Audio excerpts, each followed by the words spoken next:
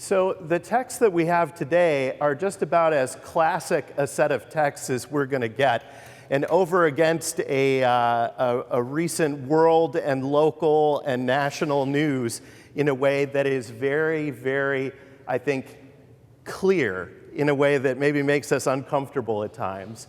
There are a lot of things that we could talk about, and I'm going to start kind of moving through several of them in a way that I'm sure will resolve all of these issues for you in a comfortable sort of way, and you can just go home feeling good that it's all been kind of wrapped up in your heart.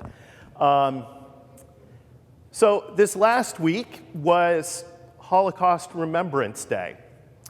In Berlin at the Bundestag, the speeches there were specifically about sexual minorities and their persecution during the Holocaust. Now, we know, of course, the Holocaust against the Jewish people, but also we know about the Roma and sexual minorities and others. And this year, that was the group that was lifted up for remembrance.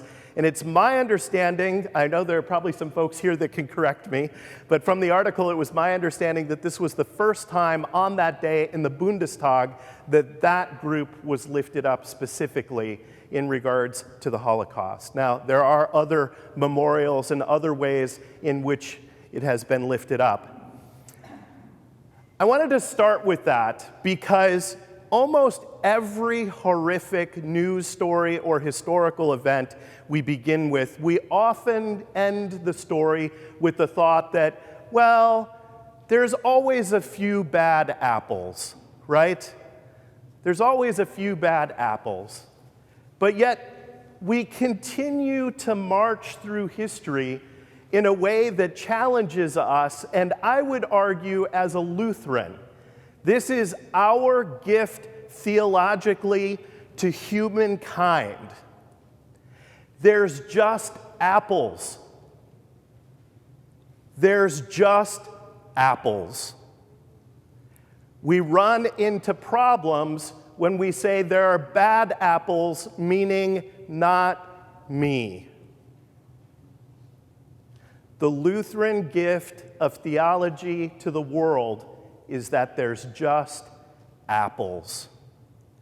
And there, but by the grace of God, go I. Now let's think of these stories as we move through this week. Shooting after shooting after shooting after shooting because America, right? That's kind of, we're good at it in a horrific sort of way. There was a lot of news about different demographics being involved in this. There were some articles about what it means to be fully assimilated as a new immigrant group to the United States, and that the perpetrators of these perhaps reflect fully becoming American.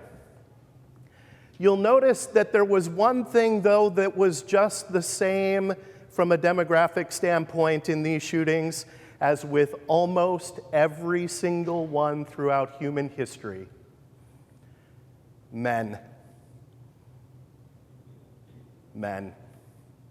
Right? It is men almost every single time. We see this as we move through the news and we move through history. There is such a fondness for this is Sparta kind of attitude, right? And not so much for, why not more Mr. Rogers, right? He was a great guy. Why is that not lifted up more?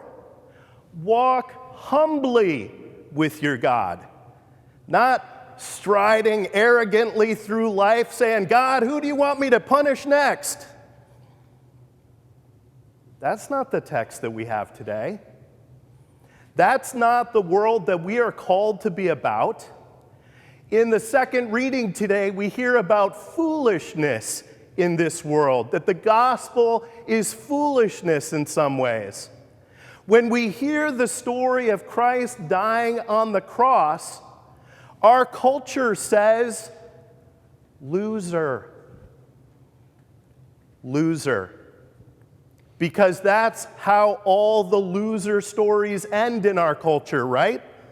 By definition, the one who lost, the one who failed, the one who was weak. It is a stumbling block, the text says. A stumbling block.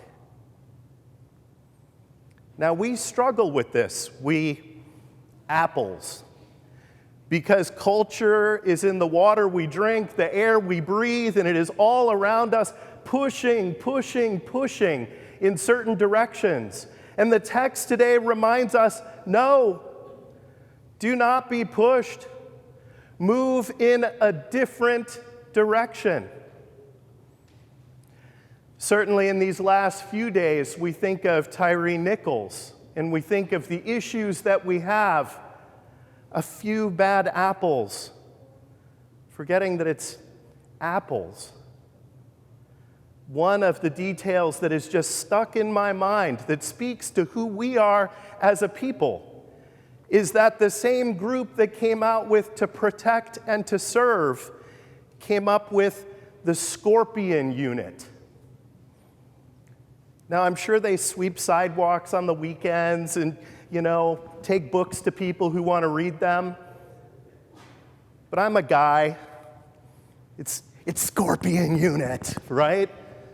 That's the idea.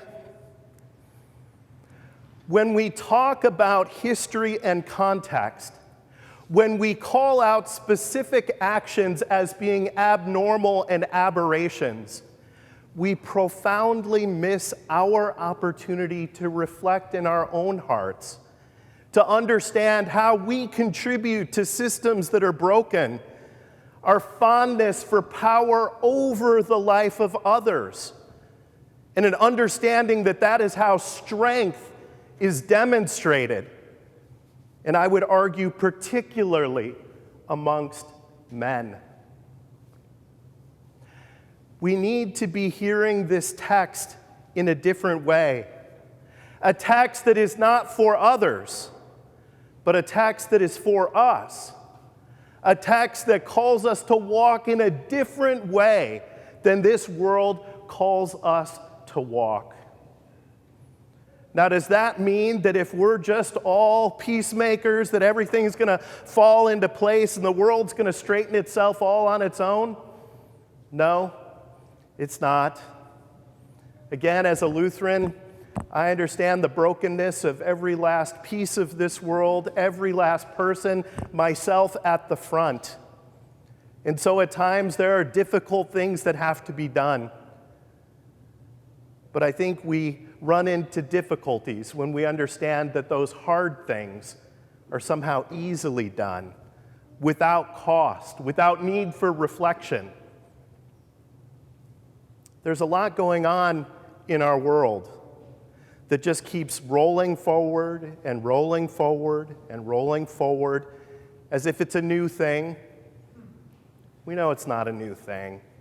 We know it's been around forever. We also know that the world is full of apples, and that when things are not going well in our lives, sometimes we're not at our best. We're a little short with people. What happens when we're not at our best for weeks, for months, for years? What happens when we're in systems that don't have good safeguards against violence and other kinds of oppression? Suddenly, the worst can be really, really, really bad. As people of faith, we're called to be at right angles to that. But I think as we look at history, including the most recent history, I would encourage you to consider the verses from the Old Testament reading that we have today, particularly the last ones, that we are called to do justice, and perhaps most importantly, we are called to walk humbly with our God.